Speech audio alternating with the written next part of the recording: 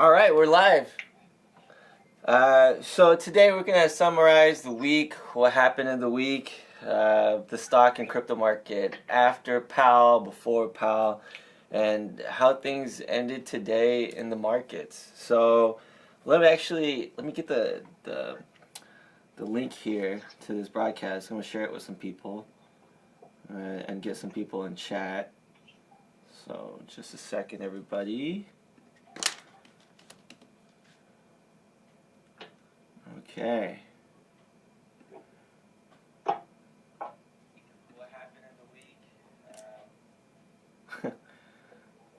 Just 1 second. All right, now. Well, you said 1 second, so I'm waiting. Yeah, we're waiting. 1 second. All right, I'm closing this out, and then we're gonna start here. All right, so let's get into the charts. So this week has been kind of crazy. Obviously, we had Powell speak on. It feels like forever ago. Was it Tuesday? Wednesday. Wednesday? Wednesday. Okay, we had Powell speak on Wednesday, and so much has happened over the week. I kind of forgot what basically happened. I believe Monday and Tuesday were odd days where the market shot up, or actually the market dipped real low. The market opened 1,000 down, and it gained 500, and then went back to 1,000, negative 1,000, and then it got it all back at the end. The same thing happened on Tuesday. Same thing happened on Tuesday. Like 800, and it got all back. So everyone was just don't know what to do. Nobody knows what to do. Like tug of war. Okay, so if we had to illustrate this, let's go to the Dow Jones here and check out the charts for the week. That was the thing that was weird, was on Monday and Tuesday, it looked like everything was doom and gloom, and then things recovered pretty quickly. Yeah, then after Powell. So Thursday was kind of brutal, but I had a feeling Friday was going to be green. Because pretty much every day was still like at least 10 straight days, and the Dow was red. Well, I was praying. I mean, it's been downtrending for the last couple of weeks, and everybody was kind of figuring out, is this the floor, is this the floor, is this floor, where's the bottom going to come in? And for a second there, it felt like we hit our bottoms, just because it did uptrend slightly, it did break out of the downtrend, and then a lot of the stocks did hit their bottoms. And then Powell talked, and then we had a really bad day yesterday, and after Powell talked, we had a really bad day right after the Powell went live and had a talk. What was weird going into the talk was everything was green. At the beginning, everything was green, and then everybody thought that Powell was going to the thing is, everybody knows that there's going to be a rate hike. The problem is nobody knows how much Powell is going to hike up the rate, whether it's going to be 25 or 50 basis points. So if it's 25, that kind of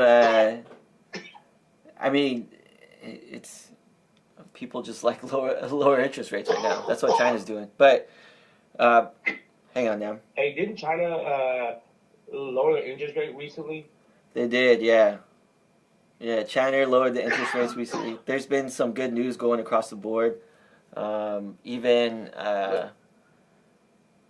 remember the last time when China was doing good, Powell got scared, so he slashed interest rate.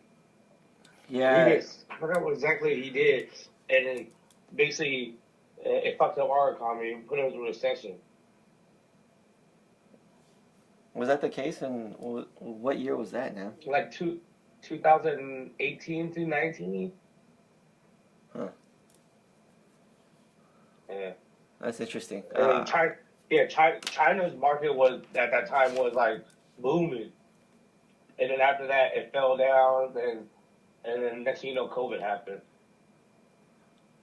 The thing about the one thing that caused uncertainty with Powell was we don't know how big of a rate hike is. But we kind of discussed that we feel like the stock market already priced in the rate hike just because it's been going down for the last 10 weeks straight almost. What is a little bit confounding is I guess nobody really knows what to do. Everybody's kind of waiting for a signal. Everybody thinks it's Powell, but I don't even think it's Powell. I think it's more of the institutions bringing their money back into the market. And I don't know if that's what happened today. A lot of people are saying that on Monday and Tuesday, a lot of shorts were closing their positions to basically take in the profits. And they took their profits that may have gave people some false hope just because they saw what they thought may have been a reversal or the bottom. Fortunately, Bitcoin bounced right off of the 33 support line, and then it's been hovering sideways between 36 and 38 for the last, I guess, 2 weeks. I mean, yeah.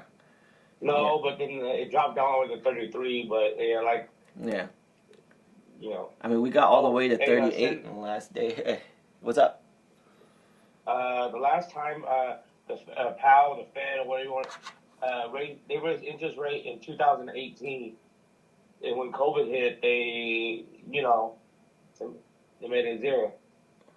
So he reacted to COVID by dropping interest rates. No. He made his he dropped it. Okay, so COVID time.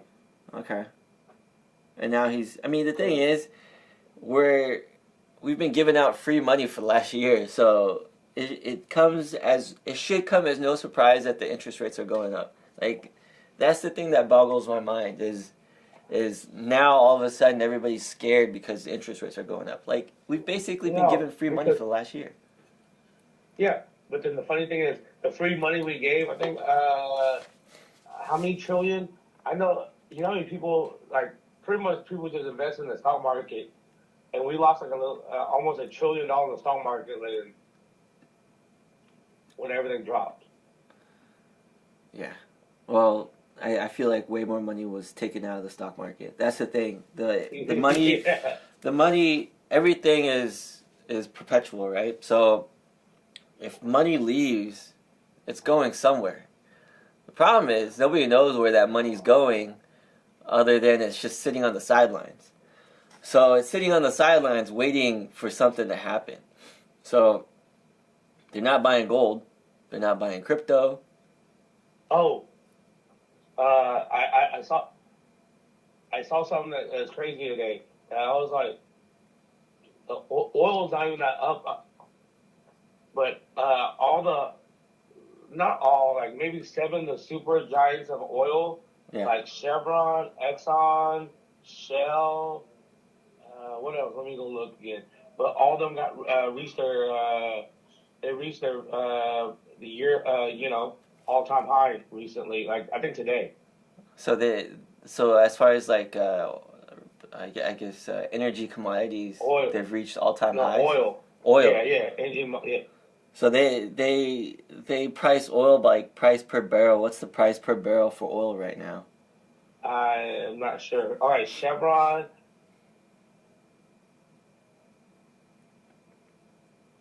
Just so everybody knows, I think, what's the percentage? I think the U.S.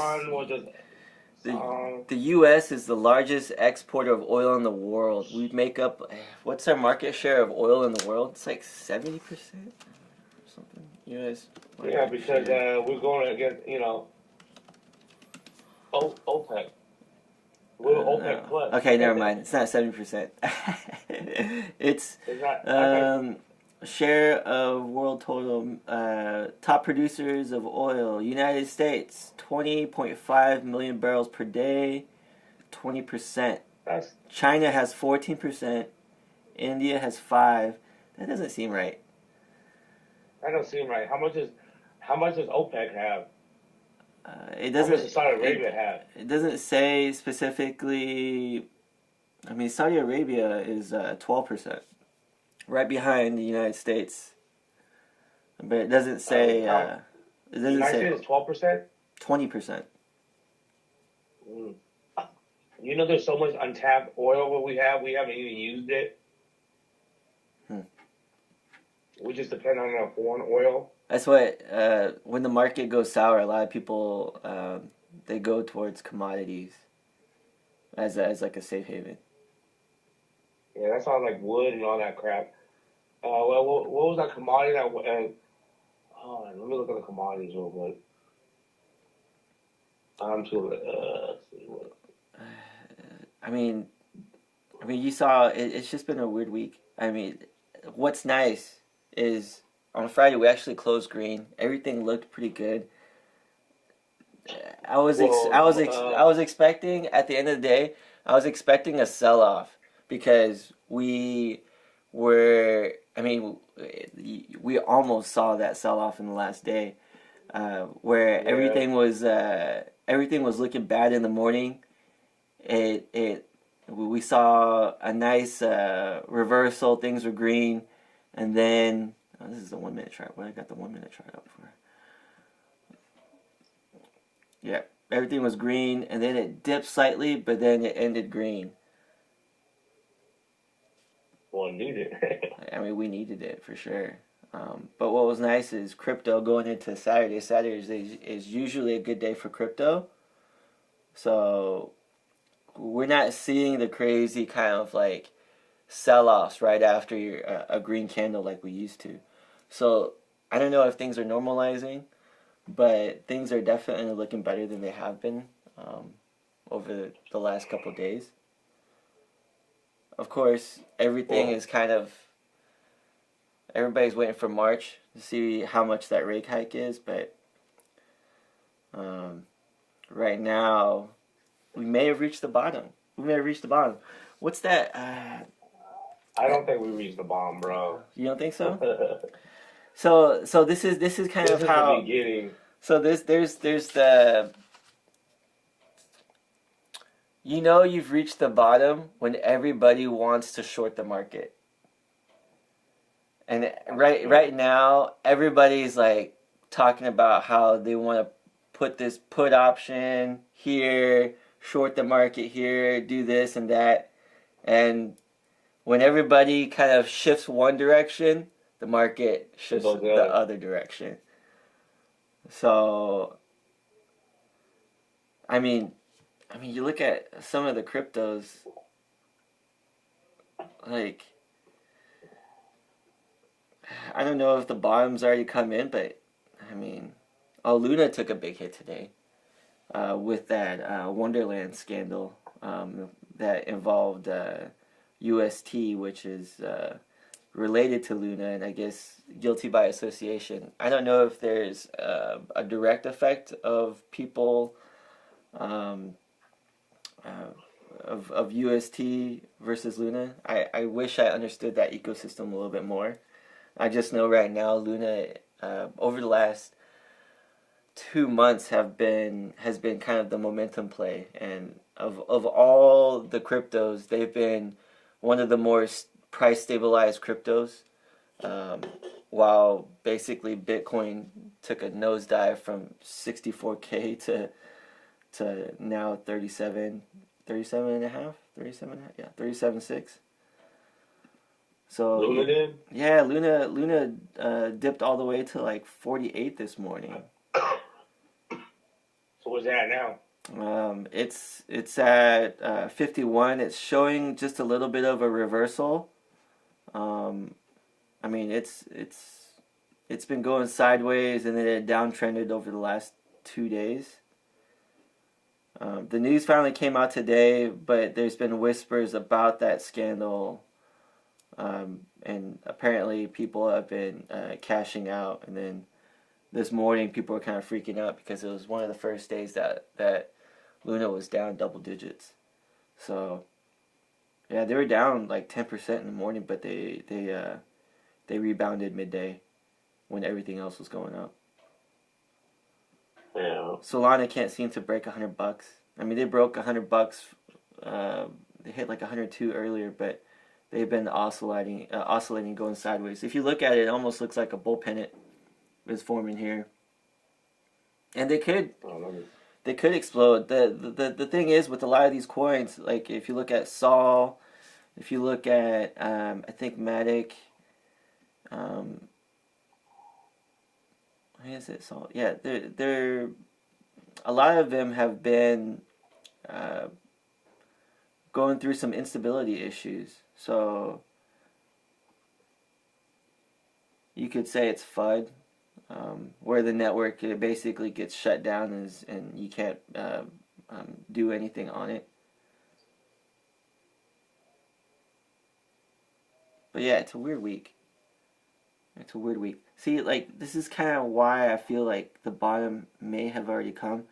Like, after that massive crash, we haven't really hit those bottoms yet. Like, we haven't hit the bottom.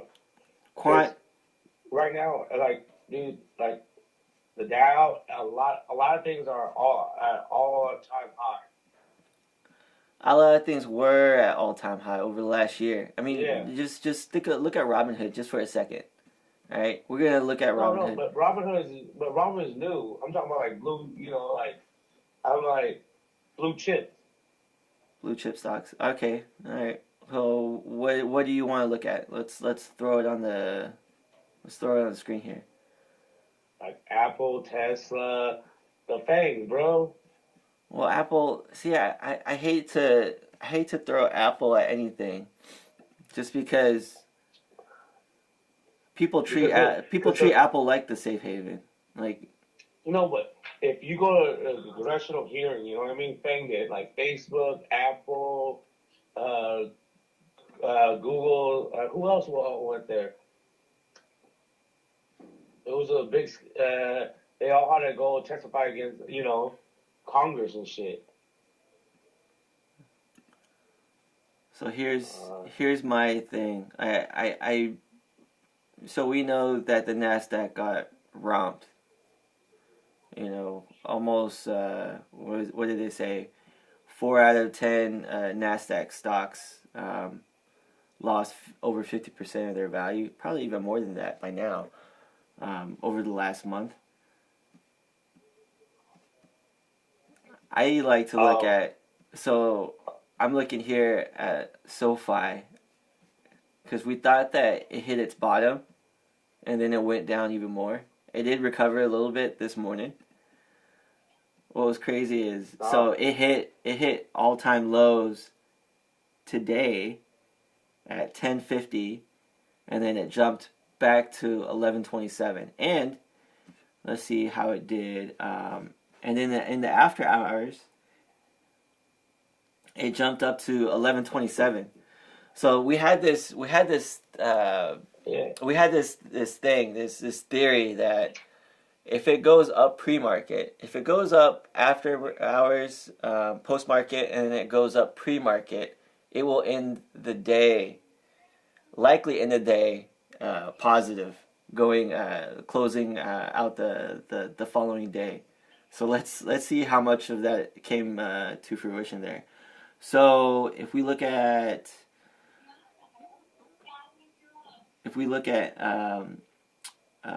SoFi, it actually went down post market and pre market. Hey Nav, is V talking? Yeah. Yeah, I can hear her. Sorry. So yeah, we look at SoFi. It actually it was down pre-market from the day before, and it did end down. So let's look at Tesla, because Tesla dipped below 800 today. That was wild. All right, so if we look at Tesla ended the day down. And it went, actually, it was up pre-market, and it ended the day up positive.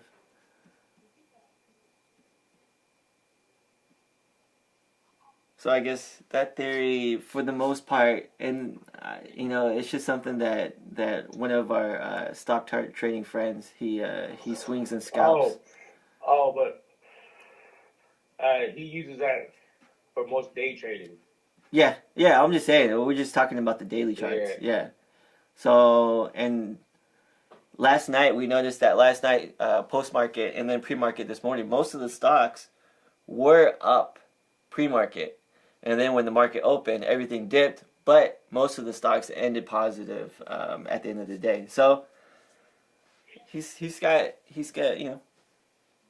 that theory so far seems to be pretty effective. I'm sure, of course, everything's not 100%, but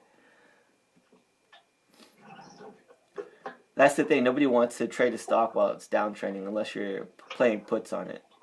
And it's really easy to play puts and sell stocks, but right now it's really dangerous to play anything. The easiest bet probably is just to buy and sit, just because a lot of these stocks are so cheap compared to their all-time highs. Let's say unless you want to do kind of like an iron condor play where you're hedging your options with some puts. But I don't know. I feel like we've reached the bottom, and I'm not 100% positive. I feel like there is going to be some sideways oscillation. We're going to probably feel some more pain for some certain stocks. But one of the biggest, what is it? Bill Acker. I think I mentioned it yesterday. So he's the guy that made a ton of money when COVID when COVID first kind of became a thing in the United States, and he had a bunch of puts on the market and made, I forget how much, he made a ton of money, a couple $1 billion off of the shutdown, and basically all the stocks just going to crap. And he did the same recently, and he actually sold most of his puts, and he bought stock. He bought Netflix. He bought a couple other things. I'm pretty sure he bought a couple other things. So that dude that okay, that just bought that 3 million shares of Netflix. yeah. So maybe he just timed the bottom for Netflix, but you don't make that bold of a play unless you have some confidence. And he is an advisor for the Fed. So I'm sure he has some insider knowledge, and if there's a whale to follow, he's the one that has probably the best track record. If we could actually even see what he's even placing orders on, but that's pretty crazy. I'm sure somebody's monitoring it. Hey, what's up? What stock is?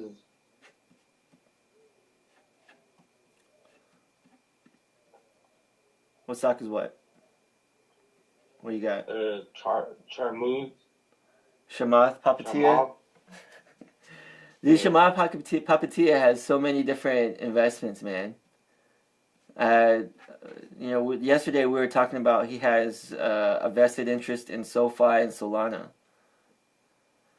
But he's also not known for hanging around when things get dirty. So he's known for selling at the top and I wouldn't say cashing out, but making money off of things while things are hot.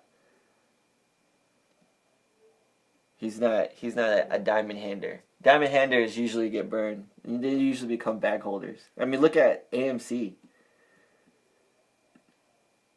AMC is like a GameStop. Yeah, but AMC did have a decent day today, though. And looks like they closed above the 9 EMA, which is pretty positive. They have a lot of momentum right now going into the close or going into the weekend.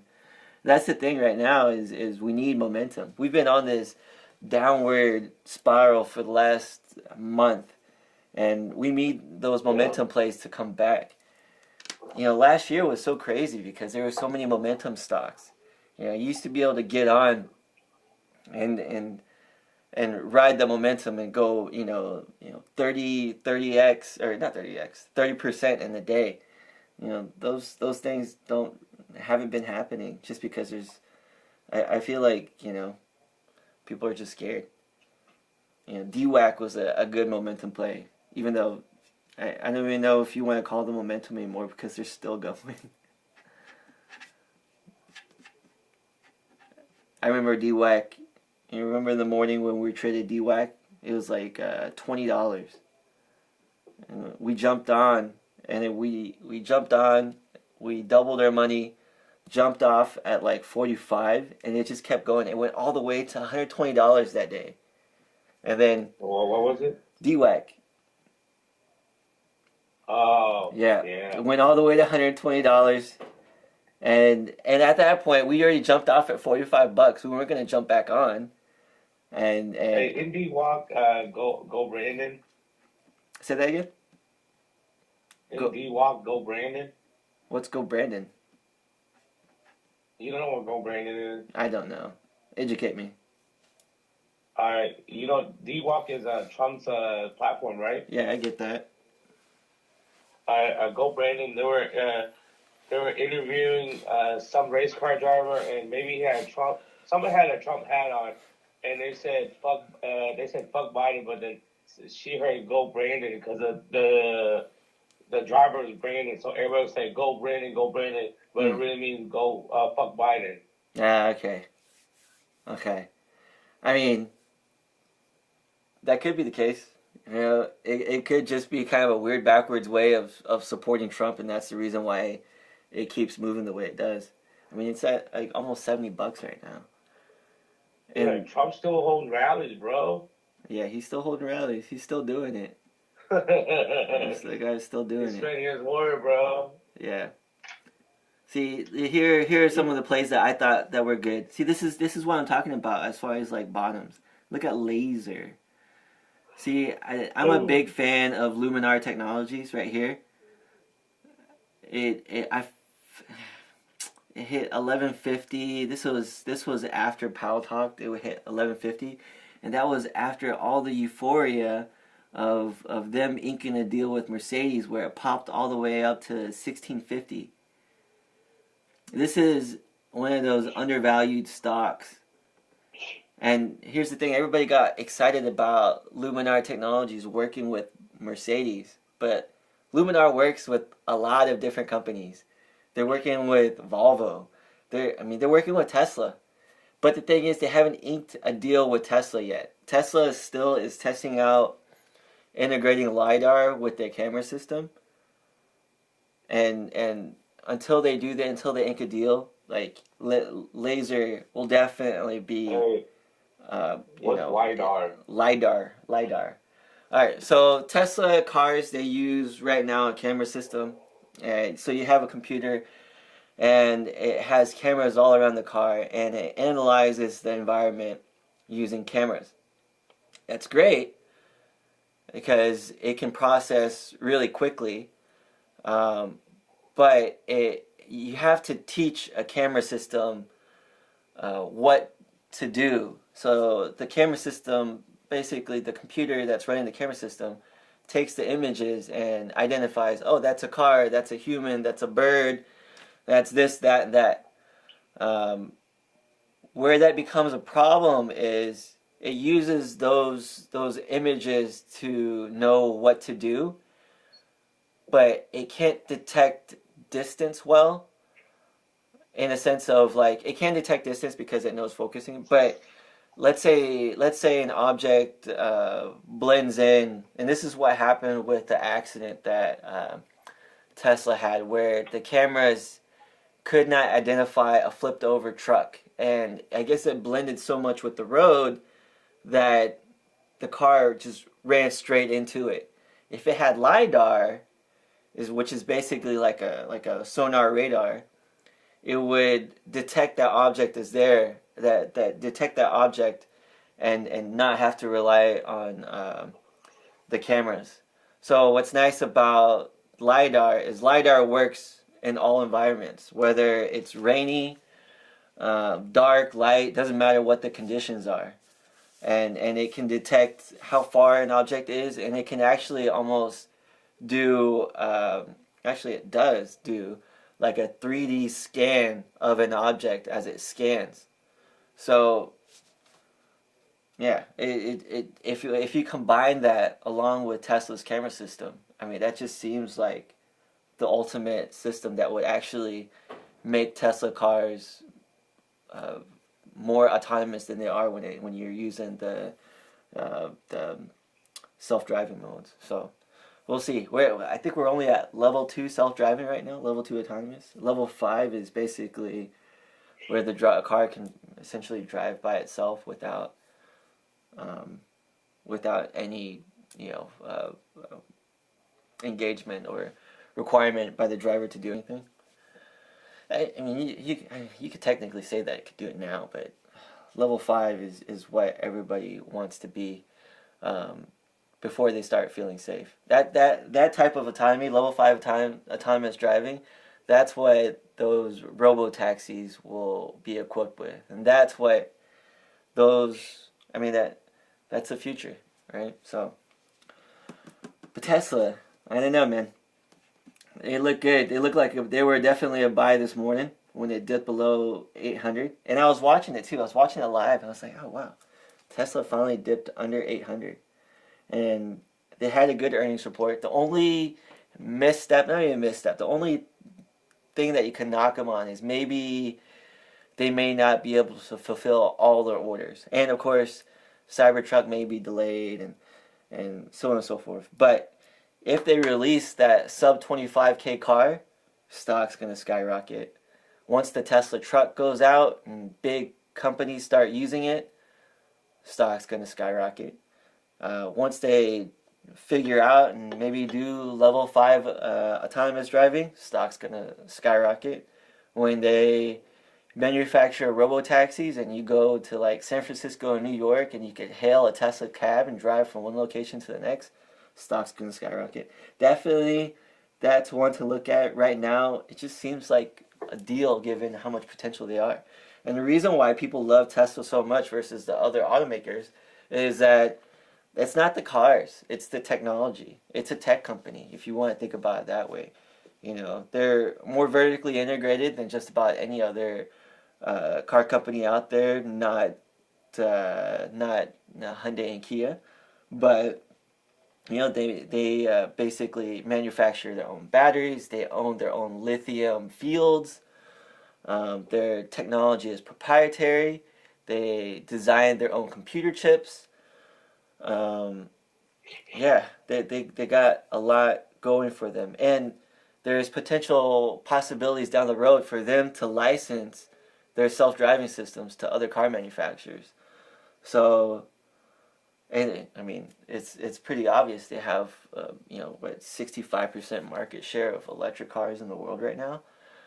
That's gonna go down as more brands enter the market, but they're they're the target that everybody's chasing right now. So. So let's wrap this up now. So what are you thinking? What are you feeling going into the weekend here? Weekend, I'm not even sure because right now no one's talking about Ukraine, but maybe it's a standoff. You know what I mean? Who knows? But Putin always has something up his sleeve. That's why I feel that why did all these oil companies, they all went up today, all time high. And oil not, the oil, West Texas, WTI, they're not even all the way up yet, all time high. But I don't think the earnings report came out. Well, that's the thing. I mean, we talked about it before. Commodities becomes a safe haven for a lot of people during these like weird, odd times. And we know the price of oil is going up, so everybody's kind of gravitating towards that right now. What's weird is nobody's buying gold. Nobody's buying gold. Well, no one's buying gold because it's all crypto now. And nobody's buying silver. It's just really bizarre. Yeah, But silver's declined for a long time, but gold. I remember back in the day, everyone's like gold was gonna get 2,000, and everyone's like, hell no, it wasn't, because it was barely 1,000, you know, if you factor and it in hit. if you factor in inflation, gold has actually gone down in price over the last 10 years. Isn't that Yeah, crazy? Yeah. So that and people may have seen the writing on the wall. Maybe Bitcoin is the replacement for gold as uh, a store of value. That's what everybody's been saying. Right now, I think gold is $10 trillion or $12 trillion, something like that. Uh, Bitcoin is 1 trillion. I don't even know. Are they 1 trillion now? They're they're yeah. I I'm haven't not even sure checked on though. what the market cap of gold is right now. But anyways, this is what I'm looking at this weekend. So just to recap, Saturday is usually a green day for crypto. A lot of people sell off on Friday. Um, Me and Nam, we've been making the mistake of diamond handing most of our crypto up until now. Just because, when you time the bottoms, it's always kind of difficult. And it seems like the last few times where we tried to time the bottoms during a drop, it always pops back up. So if you're gonna do anything, if you're gonna sell, just sell when it's green. Don't sell when it's red because it's gonna pop back up eventually. So we made that mistake, and that's probably something that, as far as a strategy, that might be something that we do moving forward, just to give us a level of safety that we didn't have before. Just because it seemed like we ran out of money buying the dip, and then obviously the market went to shit, and lost. Depending on what you're invested in, it basically lost 50 to 75, 50. I mean, probably even 80% of its value. Like if you look at, man, and this was the thing that's crazy. If you look at Quant was like $420, and now it's like less than $100. If you look at KDA was riding real strong as Bitcoin was downtrending just a little bit, and KDA was almost $18, and now it's like less than $6. Um, Algo has been somewhat stable. They're at 97 cents right now. They were, hovering around 89 to 93 cents for almost the entire week. So that's why I kind of feel like maybe it hasn't reached its bottom, but you kind of get that sideways oscillation. So if you were to try to trade that, uh, the dollar seems to be the top, and then it seems to be going up and down between 89 cents and the dollar. Bitcoin's looking pretty aggressive right now. We're waiting for that to hit 39K, go past 39K. There's a big support line at 39K, support resistance line at 39K. If we can get into 40s, that'll probably signal a reversal and we'll go back up again. Hey, Nam, what are you doing, bro? Oh, my bad, my bad, my bad. All right. Man, that's those are kind of what I've been looking at. Chainlink, $15 seems to be the bottom. It hit right below $15 and then jumped back up. If you get that around $15, that seems to be a pretty safe bet. And then ride that up maybe $1, $2, and then sell after. So that's a good play. Matic, man, Matic was floating between around $1.50. Now it's $1.70. Yeah, So if you look at Matic, here's Matic right here. There's a nice trend line that I've charted for a couple days now. It's been trending upward since it hit like $1.30. Jesus, it was $1.30. Oh my god, what was? Matic. That's I can't Oh believe yeah, it. Yeah, that's like 60% yeah, I off, knew that. 60% down from his all-time high, which wasn't that long ago. It hit all-time high like a month ago. 60% Yeah. off. That's insane. So right now, see here, it hovered around $1.50 for a bit, but it's still on this trend line going up here. So if it follows the trend line, looks like $1.60 maybe a buy, and this is a good trend line. Hopefully it stays on this trend line. It doesn't break off of it. But that's a nice positive outlook on that. Look, Luna's at $52.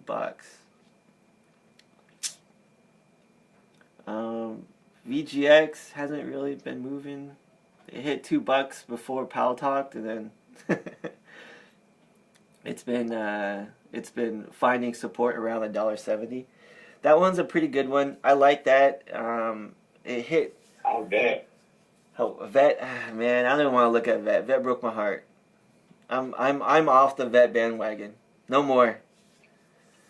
The thing. How's that 88 then? All right, so the thing about Vet, this is the reason why I don't like Vet.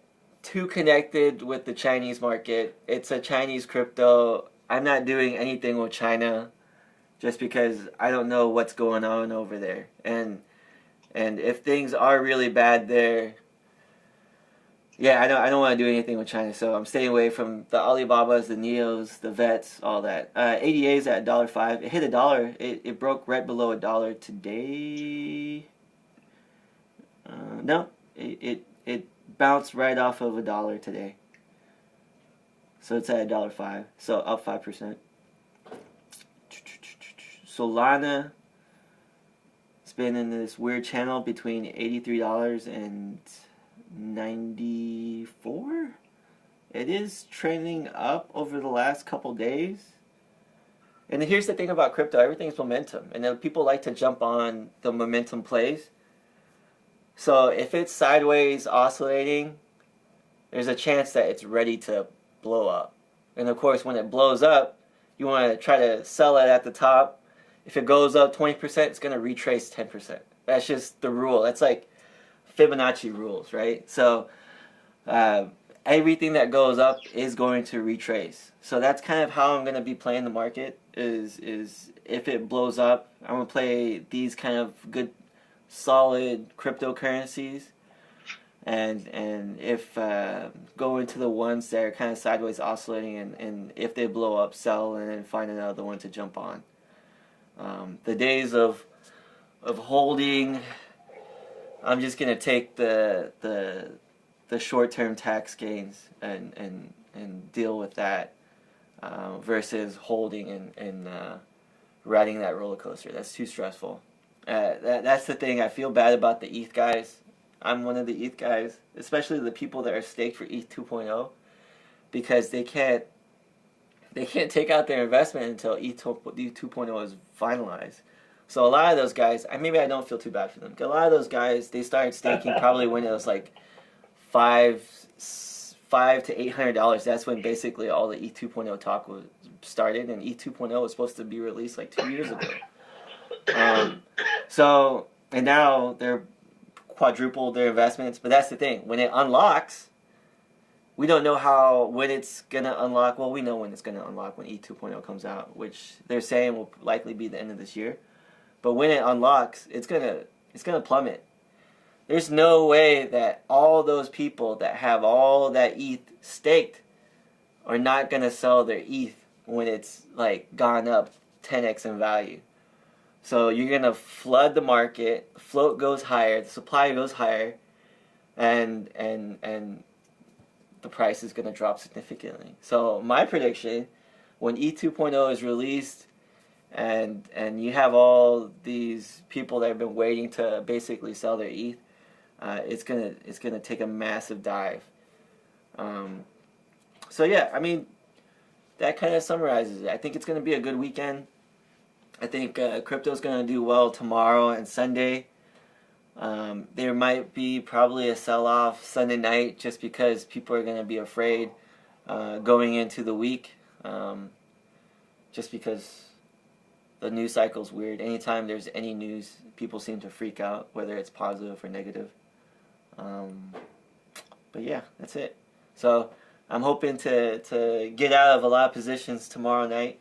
Hopefully we get some nice green wicks, and we'll be able to kind of buy some more bottoms just because, not bottoms, but buy some more dips just because I feel like we're not going to be skyrocketing anytime soon. The institutions haven't bought back in yet, and I don't think they're going to buy back in mass anytime soon. We're not going to see that crazy wave that we may have seen before. And retail's still scared. Retail's not going to jump in yet. Retail's probably not going to jump into Bitcoin until they hit like mid 40s. And then after they hit mid 40s, retail's going to be like foaming back in. And that's when you're going to see the crazy parabolic rise of Bitcoin and a lot of the other altcoins. So, yeah, that's it, guys. Thanks for joining in. Thanks for tuning in. I'm going to try to do this every day. This is completely brand new. I don't even know what we're going to do with this program yet, but I just wanted to get some of this content out there and, you know, start some conversations, and whoever wants to talk, whoever wants to get in on this, you know, let's talk. So tomorrow, I'm going to try to do tomorrow, 9 p.m. So if you guys want to join me and talk to me on that, let's have a chat, and let's give ourselves some therapy while we go through these crazy times. All right? Later, guys.